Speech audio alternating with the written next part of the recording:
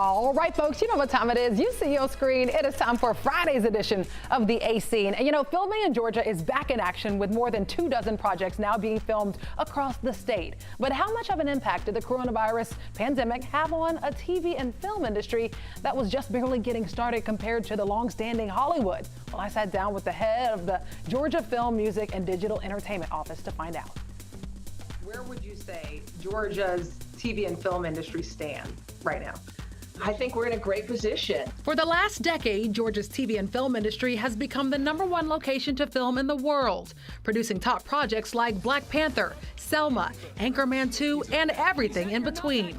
But when the coronavirus pandemic caused production to come to a screeching halt in March for the more than 51,000 Georgians the industry employs, the work didn't exactly stop. And we had costumers, they weren't sewing costumes, they were sewing masks to give to healthcare professionals.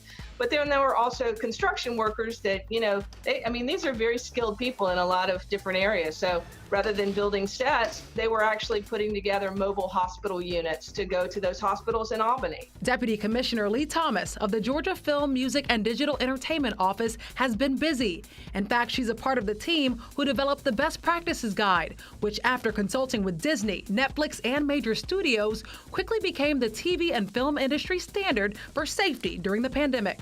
Ours were not mandates, they were best practices. Practices that would help Georgia's industry get back on its feet after peaking in fiscal year 2019 at $2.9 billion.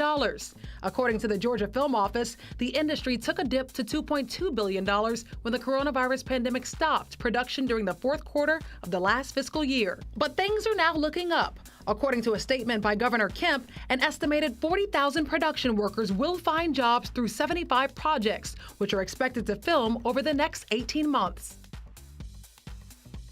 Lee tells me the opportunities are endless right now because productions are spending on average 20% more on each project just to deal with safety protocols. So jobs are coming, folks.